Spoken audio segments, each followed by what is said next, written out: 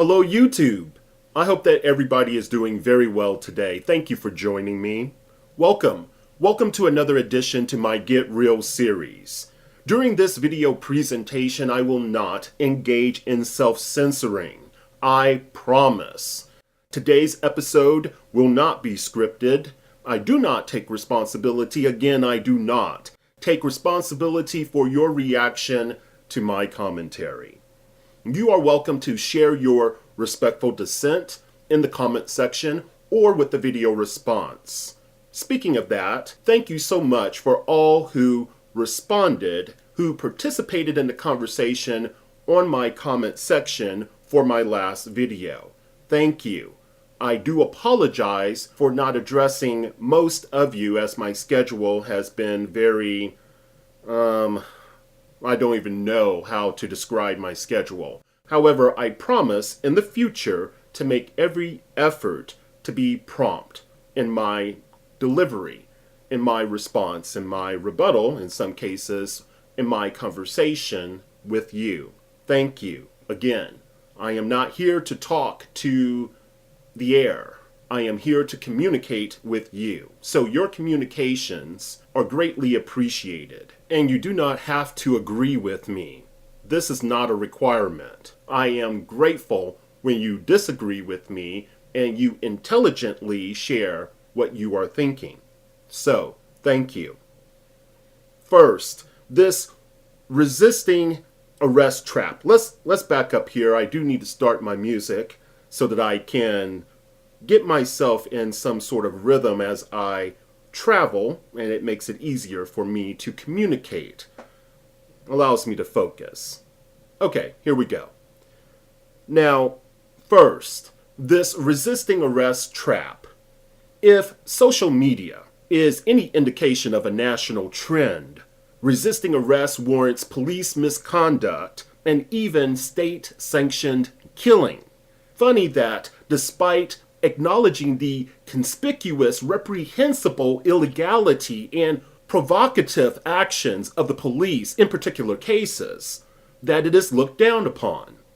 A wrongful arrest or detainment is not a minor inconvenience, and we need to stop thinking of it in this manner.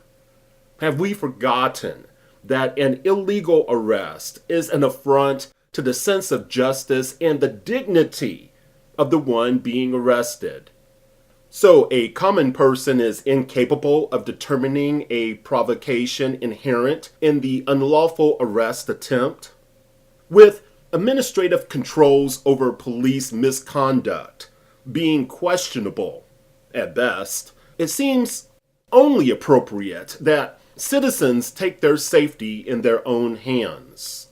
The law should consistently protect those provoked into resistance by unlawful arrest and questionable behaviors.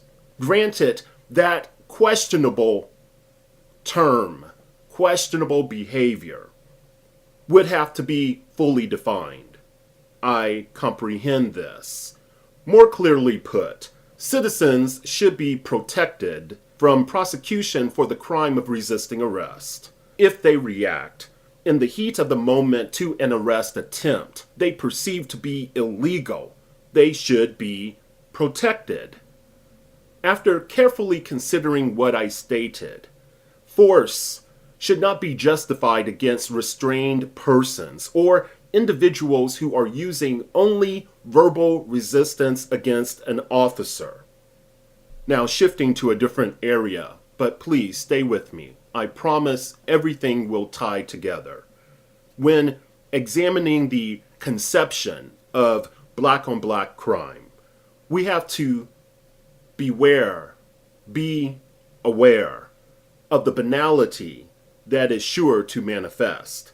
We also must realize that this descriptive occurrence of intra-racial crime has been molded to function as a persuasive, onrushing freight train. Annoying policy is influenced by those members of the court of public opinion and counterwise whose schemes are sheltered in the cloak of reason. This allows the assaulting of spectators with emotionally charged finger pointing and judgment dressed up as an argument to mainly go unchallenged. Worse is the potent communal effects that captures many bystanders, allowing an equally enraged and emboldened state to overcook proper analysis and even render synthetic thinking useless. It also encourages people to agree via fear of being severely censored. So, it should be no surprise when others dismiss the folly of attributing violent criminality to multiple significations of blackness and their countless political implications, rather than particular conditions faced by some black people.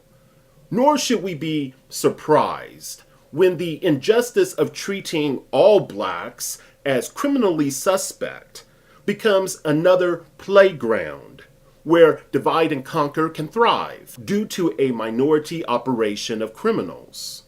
Surely we should not be taken unawares when this aids in bias policing.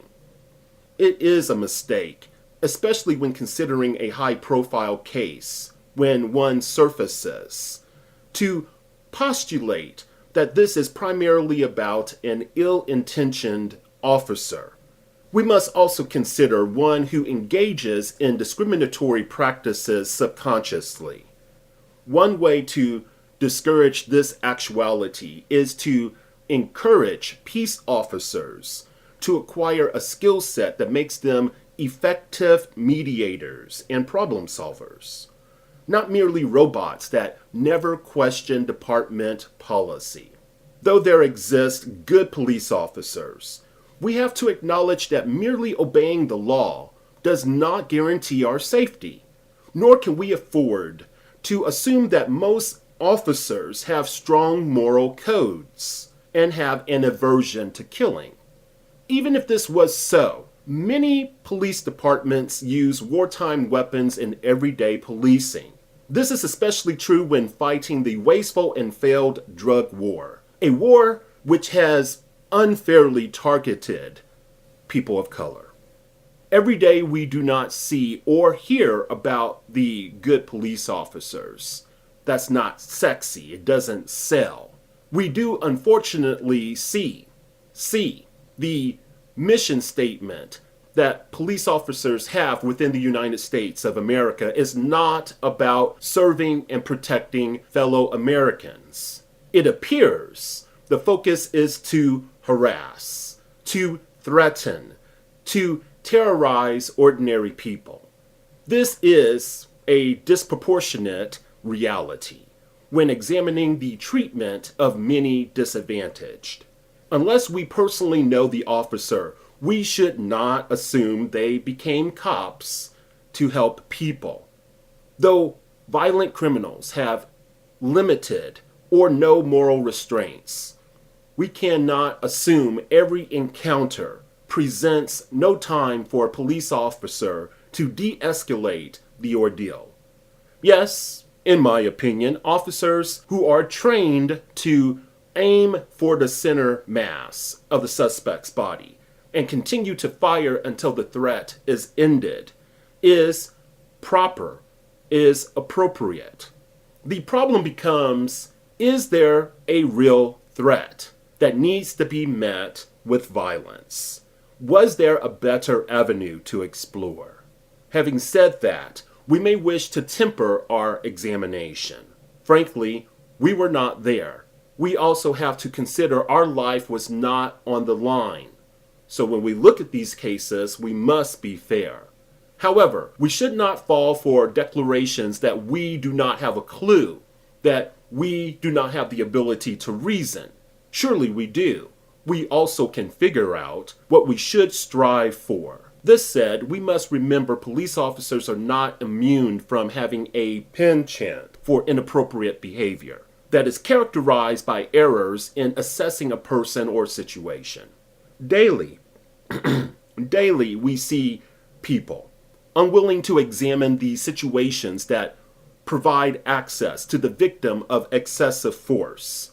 So contributions, if any, they may have made to generate their demise can easily be abandoned. When it does happen, it does not necessarily work to precipitate justice. Popular application is to demonize a group, to unfairly blame the victim, or to function as a diversion. Likewise, we must carefully take time to consistently, for the duration of a peace officer's service, to consistently implement a system that would properly identify officers with potentially problematic behavior. This must be done in conjunction with creating a pathway for correction or dismissal. First, we need to specify the degree of what would be deemed inappropriate behavior. Only then can we rightfully bring in supervisor involvement.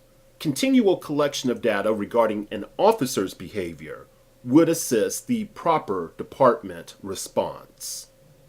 Change frequently brings a certain degree of resistance, so to avoid the political games and stalls of the past, we need to strike a balance between building the future and immediately gaining a level of appropriate satisfaction. Positive change requires more than just wanting change. You have to fully examine what you stand for and know whether you are helping to bring that into the world. Problem with groupthink and mental laziness is one's actions are only in alignment with another person's purpose. You also set yourself up for another to decide your identity. Unfortunately, being consistent in fighting battles like this is hardened by the fact that human beings greatly fear exclusion from the group and rejection. The system is counting on the fact that you will feel it is a lost cause due to being inundated with excessive use of force, failures to discipline officers sufficiently, false arrest, improper searches and seizures, and failure to supervise officers. If you are not committed to the long haul and see this as a lifelong pursuit, then public debate and protest is meaningless. One question the public cannot afford to allow police departments to solely address is this: how police services can be delivered in an effective manner that builds public confidence and complies with the Constitution. How do we go about doing such?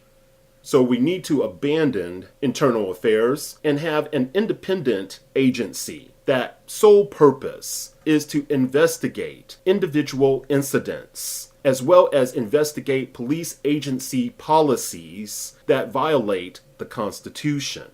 The Special Litigation Unit should be immediately dissolved once its objective is reached.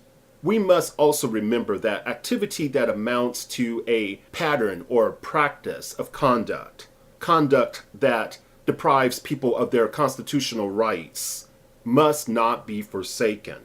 This said, we must have policies which require officers to report incidents in which they observe other officers who have engaged in biased policing. If they do not, this should be a felony, not nebulous laws that leave a door open for wide interpretation like some. This should definitely be a felony. Speaking of nebulous laws, it is not okay to design a bill meant to scare citizens from recording police interactions. Thank you, Illinois. We cannot expect this transition will occur overnight. A positive transition. Therefore, where there is no reasonable expectation of privacy, we should not dare criminalize a wide range of innocent conduct that potentially aids in keeping the public safe. Yes, recording police activity. We do not need to punish the public via a Class 2 or 3 felony charge, but encourage them. This is not about freedom of speech or obstructing justice. It is about correcting the wrongs of the past and being rationally proactive. It is about preserving transparency and accountability. two obstacles which assist in preventing tyranny. Trailing back to black-on-black crime in our discussion here, I have long suspected that one reason this is popular is not readily seen.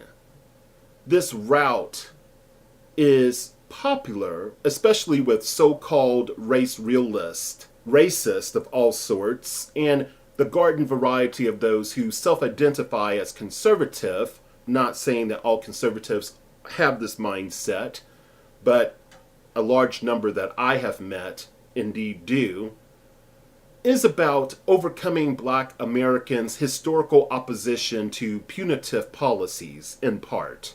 By putting focus on black-on-black crime, one reinforces mistrust and resentment. This allows more focus on forever changing victimization rates, thus making a power grab that enables policy to shift from focus on education and training to greater incarceration and potentially harsher punishments. When black-on-black crime surfaces, during highly explosive times where the police action is rightfully suspect, it is nothing more than an evasion.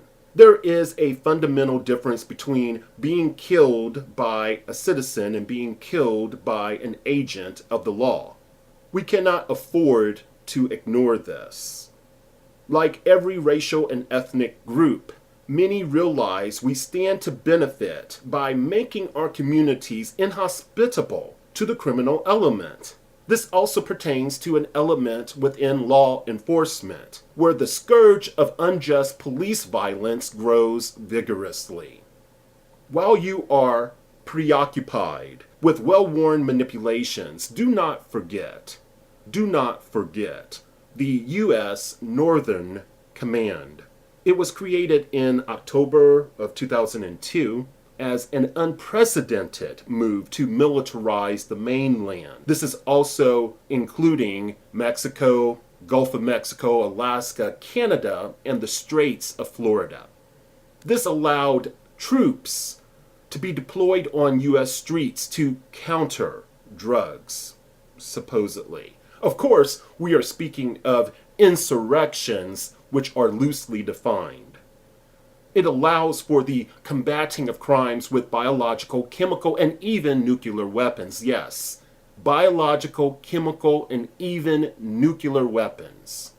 If you do not believe me, and I'm not asking you to believe anything that I say, I would encourage you to investigate the validity of my claim. We have allowed various alphabet agencies like the Department of Homeland Security, or DHS, to encroach upon the local authority. This is done by mandating federal supervision, funding, and coordination of local first responders. Here I am referring to police and emergency personnel comprising local law enforcement. Do you not see how this contributes to a mindset that welcomes excessive force? A police state benefits from concealing the degree of their involvement in critical opposition to state policies. Demonizing ethnic and religious groups, for example, is but a step in a progressive campaign, political theater via the securing of legitimacy. Remember this. State-sponsored terrorism, sanctioned terrorism, defines U.S. policy. Doublespeak duplicity conceals it. Doublethink encourages and manipulates public opinion to ignore inconvenient conformity to actuality. We must overcome the barrier of linking of private discontent with public action if we are to make a long-lasting positive change. It is primarily by a steady process of erosion, with the public largely unaware and distracted by media, the media mind manipulators, that we greet our demise. Thank you for your consideration. Be well.